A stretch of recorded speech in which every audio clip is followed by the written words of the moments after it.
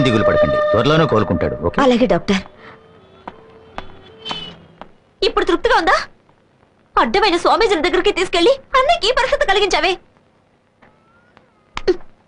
నీకెందుకు మగపిల్లాడు? మాట్లాడకుండా నాలా ఆడపిల్లలు కనుండి పోయేది. నిన్ను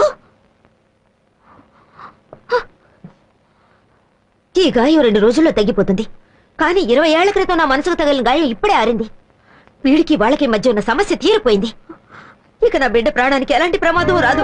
ఆ ఒక్కడి చాలు నేను ప్రశాంతంగా బతకడానికి. నువ్వు నీ ప్రశాంతత, నువ్వు ఇంకెవరి దగ్గర తన్నులు తినాలనుకుంటున్నావో తినే.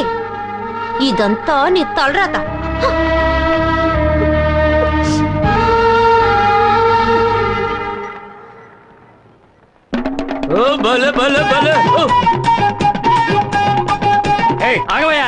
స్వామి స్వామి మా ఈశ్వర స్వామి లోనున్నాడండి. లోన కుదిలినారంటే చూసి వస్తాను స్వామి. స్వామి స్వామి శివలింగ స్వామి.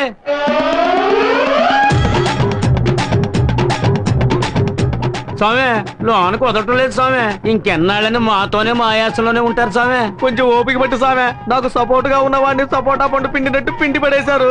ఎమ్మెల్యేని ఎదిరించి నిలబడ్డా నేను దొరుకుంటే నా పరిస్థితి ఏమైందో కొంచెం ఆలోచన స్వామి. అవును స్వామి, కొంగను కాల్చినట్టు కాకిని కాల్చినట్టు టప్ప టప్ప కాల్ చేస్తారు స్వామి. నువ్వు ఊరుకో స్వామి, నువ్వే కాల్ చేసి ఎలా ఉన్నావా స్వామి? అడు చూడు స్వామి, మీ మడిసి వస్తున్నాడు.